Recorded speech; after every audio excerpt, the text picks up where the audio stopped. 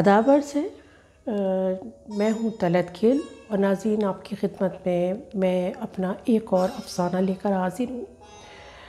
اس سے پہلے کہ میں اپنا افسانہ آپ لوگ کے ساتھ شیئر کروں، میری آپ سے گزارش ہے کہ میرا چینل طلعت کھیل ضرور سبسکرائب کریں اور اس پہ جو بیل کا آئیکن بنا ہے اس کو ضرور پریس کریں تاکہ آپ کو میری ہر آنے والی ویڈیو وقت پر موصول ہو سکے۔ میرا جو یہ آج کا افسانہ ہے یہ دراصل ہمارے گھروں میں ہونے والے ڈومیسٹک وائلنس کے اوپر ہے، بیس ہے، لیکن ڈومیسٹک وائلنس کے ساتھ ساتھ اس میں جو میں نے چیز پوائنٹ آؤٹ کرنے کی کوشش کی ہے وہ ہے مینٹل ٹارچر۔ مینٹلی ایبیوز جو عورتیں ہوتی ہیں ہم بظاہر اس کو اتنی اہمیت نہیں دیتے، لیکن مینٹل ایبیوز بالکل اسی طرح سے غلط اور بری چیز ہے جو جس طرح سے سیکچوئل ایبیوز ہے یا ڈومیسٹکلی ہم جو عورتوں کے اوپر ظلم کرتے ہیں یا ان کو مارتے کوٹتے ہیں۔ تو بہرحال اس افسانے کا عنوان ہے میرے نفسیاتی عورت، اور میں امید کرتی ہوں کہ آپ کو یہ ضرور پسند آئے گا۔ دوسرے مریض کو بھیج دیں، میں نے انٹرکام پر اپنی ریسپشنسٹ کو بولا۔ انٹرکام کا بٹن دبانے سے گو کہ میرے ہاتھ میں درد کی شدید لہر دوڑ گئی تھی، مگر میں نے اپنے درد پر قابو پایا۔ کچھ دیر بعد دو عورتیں میرے کمرے میں داخل ہوئیں، ان میں سے ایک ادھیڑ عمر کی تھی، دوسری قدرے جواں تھی۔ مجھے اس کی شکل کچھ جانی پہچانی محسوس ہوئی۔ صبیحہ، میں کافی جوشیلے انداز میں اس جواں عورت کی طرف بڑھی۔ صبیحہ کی آنکھوں میں لمحے بھر کے لیے آشنائی کی کرن چمکی، مگر پھر اس نے اپنی آنکھیں سامنے دیوار پر گاڑ دیں۔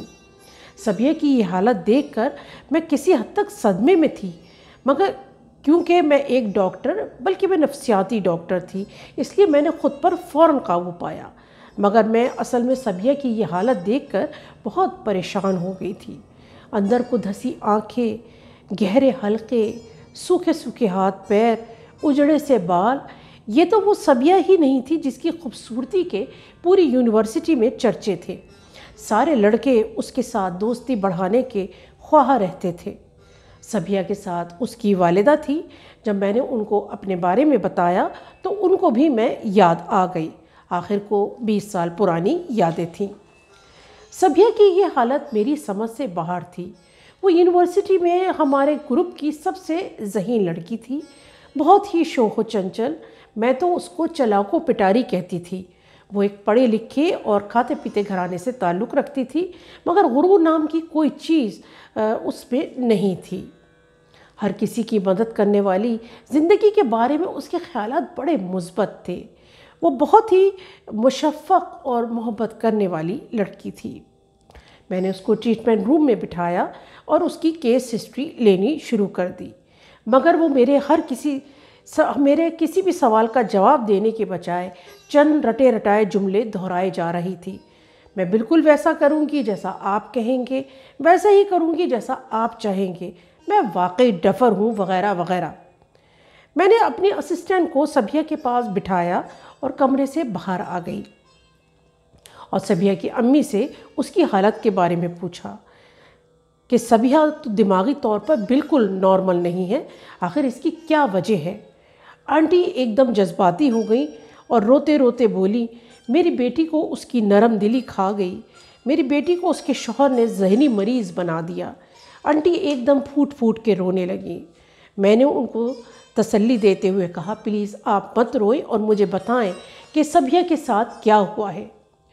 آنٹی دھیرے سے گویا ہوئیں، ہم نے صبیحہ کی شادی اپنے قریبی جاننے والوں میں کی تھی۔ اس کا شوہر عامر بہت پڑھا لکھا اور انتہائی خوبصورت لڑکا تھا، فیملی بھی بہت اچھی تھی، مگر ہمیں پتہ نہیں تھا کہ عامر ذہنی طور پر انتہائی ظالم اور خود پرست انسان ہے۔ شادی کے شروع دن سے ہی اس نے صبیحہ کو ذہنی ٹارچر دینا شروع کر دیا، ہر بات پر ٹوکنا، کبھی اس کی شکل کو، کبھی اس کے اوڑھنے پہننے کو، حتیٰ کہ اس کی تعلیمی قابلیت کو بھی وہ تضحیک کا نشانہ بناتا۔ تم جانتی ہو کہ وہ کس قدر حساس اور نرم مزاج کی لڑکی تھی۔ اس نے ہر طرح سے خود کو عامر کے مزاج کے حساب سے بدلنے کی کوشش کی، مگر عامر کی فرعونیت کے آگے اس کی ہر کوشش رائگاں گئی۔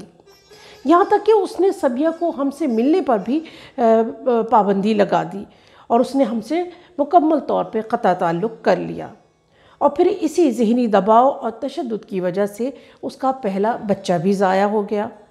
مجھے کسی ذریعے سے پتہ چلا تو میں اس کے گھر پہنچی تو دیکھا میری بیٹی سبیہ کی حالت انتہائی بری تھی۔